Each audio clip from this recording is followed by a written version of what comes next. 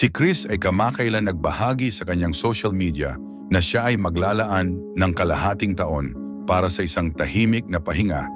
Pinipili na lumayo muna sa mata ng publiko upang magtuon sa kanyang paggaling. Ang kanyang paglalakbay sa kalusugan ay umabot sa punto na halos mawalan siya ng lakas. Ngunit pinili niyang gawin ang aksyong ito para sa kanyang kapakanan. Sinabi ni Chris na siya ngayon ay humaharap sa patuloy na pagdami ng autoimmune challenges, 11 na sa kasalukuyan, na nagtulak sa kanya upang gumawa ng matapang na aksyon para sa kanyang kalusugan. Sa mga darating na araw, nakatakda siyang sumailalim sa isang mahaba at nakakapagod na treatment. Isang infusion na aabot ng 6 na oras hanggang 8 oras, kalakip pa ng 2 pang gamot, isa ay iniinom araw-araw at isa pa ay ibinibigay through injection. Ipinaliwanag niya na ang mga treatment na ito ay muling mag-aayos sa kanyang immune system, kaya kinakailangan niya ang mahabang panahon ng pag-iisa. Bago pa ang desisyong ito, si Chris ay nanatili ng halos 2 buwan sa isang tahimik na beach home na bukas palad na ipinahiram ng isang mapagmalasakit na pamilya. Doon nakatuon siya sa pagbawi ng kanyang lakas, pagpapanatili ng kapayapaan sa isip, at pagkapit sa kanyang pananampalataya para sa lakas ng loob. Ang kanyang susunod na pamamalagi ay sa kanilang pamilya sa Tarlac na tinatawag ng mga kamag-anak na Alto. Sinabi ni Chris na sadyang umiwas siya muna sa pagpo-post online.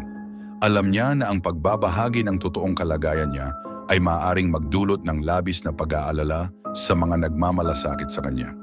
Sa mga oras na tahimik, inamin niya na napapaisip siya kung makakakita pa ba siya ng panibagong umaga. Nagkwento rin si Chris tungkol sa kanyang mga anak.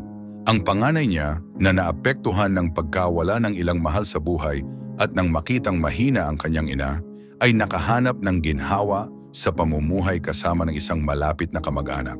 Ang bunso naman, na ngayon ay 18 taong gulang na, ay nananatiling kasama niya.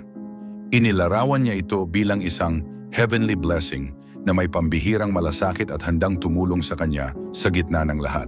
Nangako si Chris sa kanyang mga taga-suporta na matapos ang mga check-up, treatment at panahon ng paggaling, siya at ang kanyang bunso ay magbabahagi pa ng mas maraming kwento at sa unang pagkakataon magiging bukas sa lahat tungkol sa kanilang pinagdaanan. Tinapos ni Chris ang kanyang mensahe sa taos-pusong pakiusap na ipagpatuloy ng mga tao ang pagbibigay ng kanilang mainit na suporta at mabubuting hangarin dahil labis niya itong kailangan sa ngayon. Nagpasalamat din siya sa kanyang medical team, mula sa mga doktor at nurse sa ospital hanggang sa mga private caregivers, pati na rin sa mga technical at support staff na nananatiling naniniwala sa kanyang kakayahang magbalik lakas.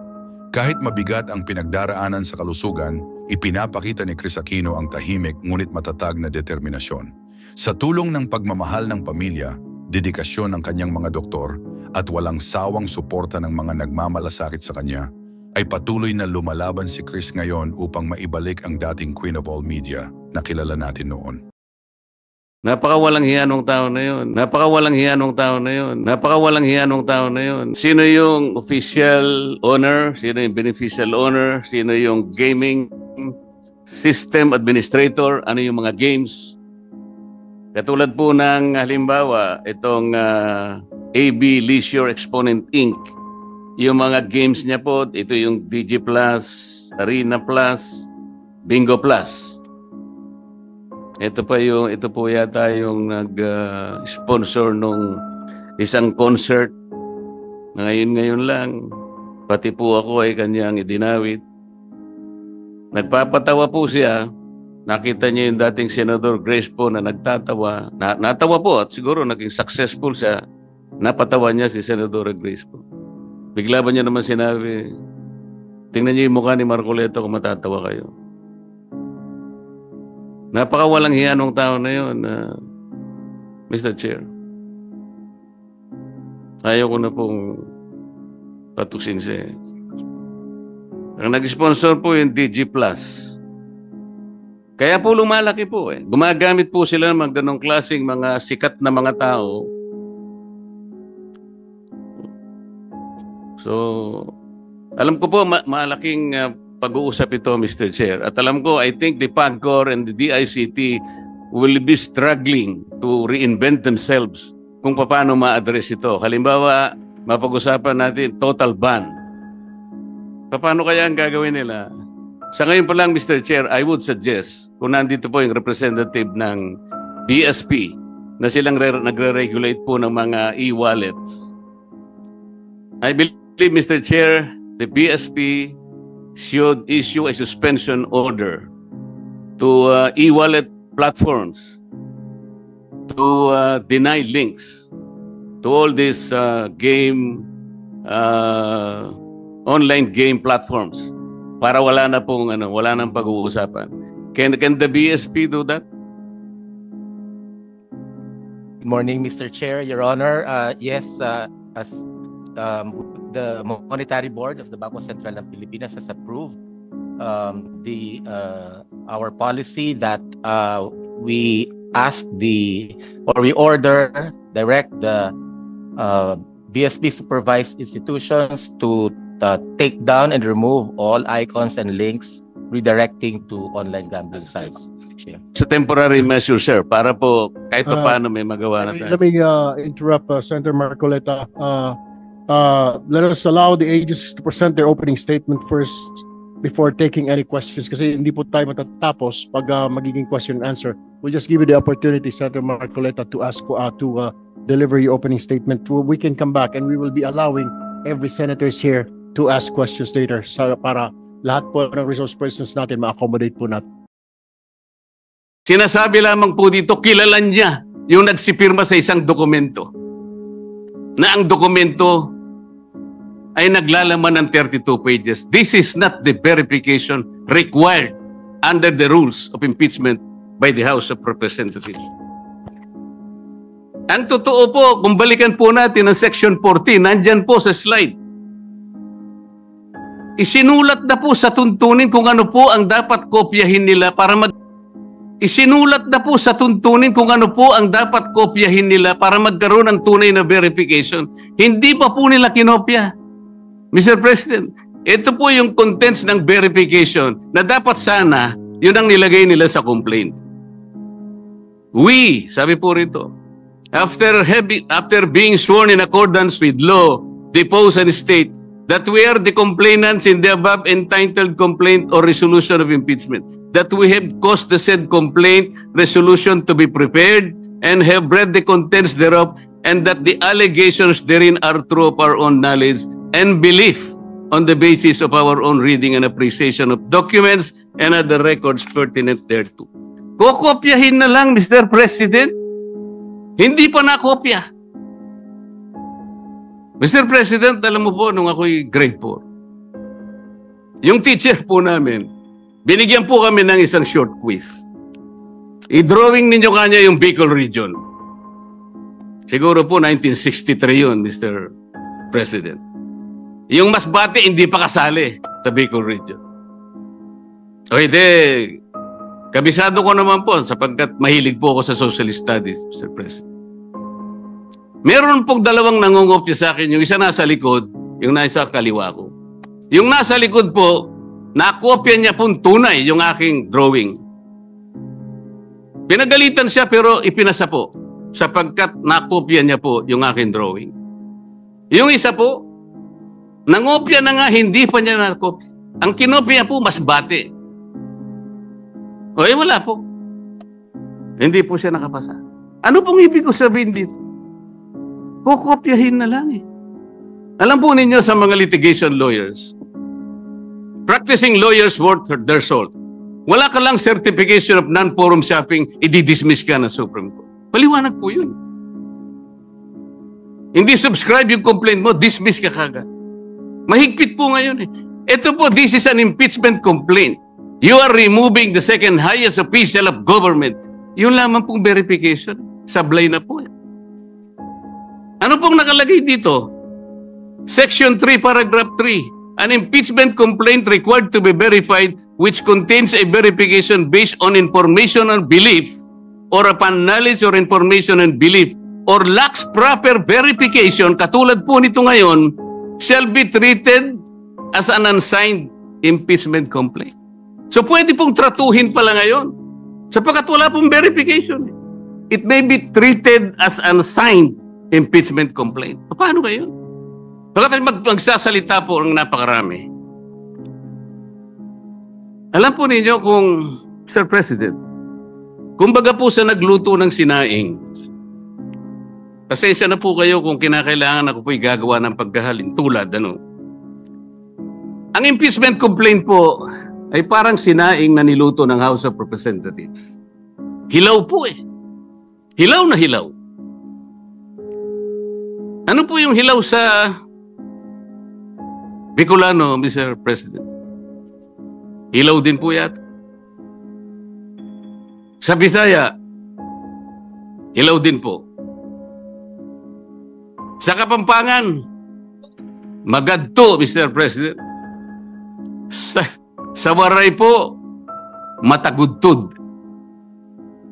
Sa Ilonggo po, lagdos.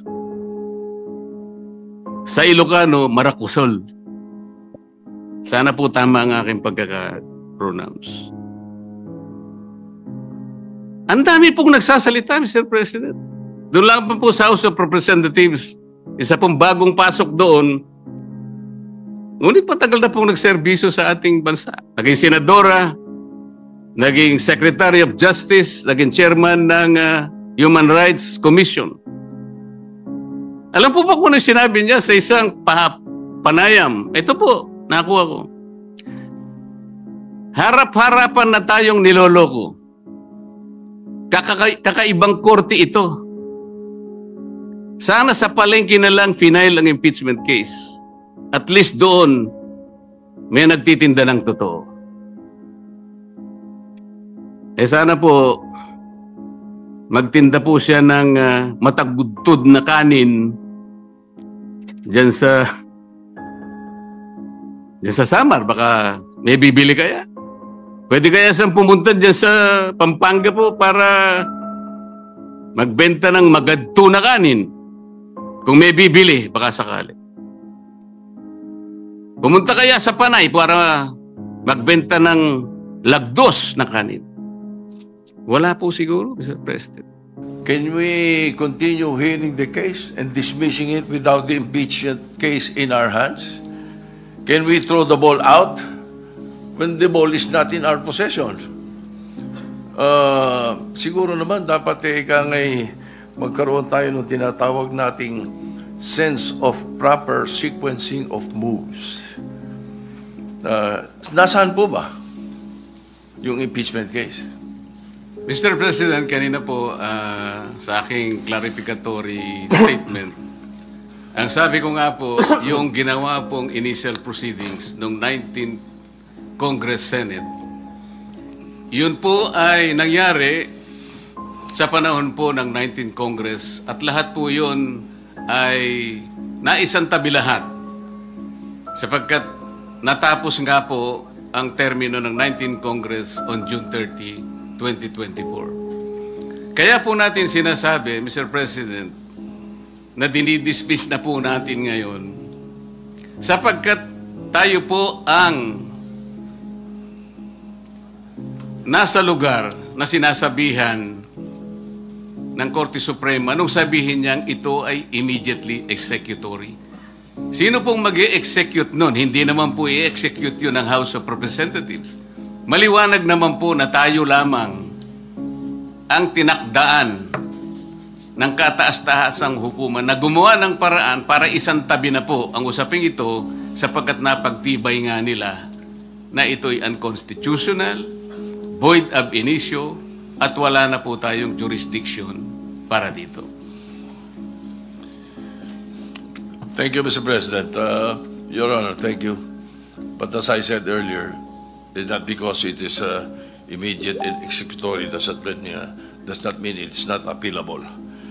Now, to continue, Mr. President, I hope you don't mind. I will be posing a question. But then I will be doing a manifestation based on this question that I will be posing. So I'm certain that the gentleman from Canal Rock has read the 97 pages ruling of the Supreme Court to come up with this motion. So the question is, must we agree on the statement of the decision of the Supreme Court on page 3, page 56, as basis that the one-year ban has set in? With that question, allow me to proceed with my manifestation with your permission, Mr. President. For the benefit of our colleagues, my colleagues, the last paragraph of page 3 states that, quote, since the 19th Congress terminated, the 3 impeachment complaints became enacted upon, end of quote. Again, this was reiterated in page 56, second paragraph of Roman numeral 5. It says, quote, the House of Representatives, however, was unable to act on the first 3 impeachment complaints because of the adjournment of the 19th Congress. To continue, for constitutional purposes, the first 3 complaints were effectively dismissed. In both instances, Mr. President, the Supreme Court was referring to the February 5, 2025 adjournment. But they have, erroneously believed that the said adjournment is the same adjournment with the sine die adjournment that ends a Congress. It is not.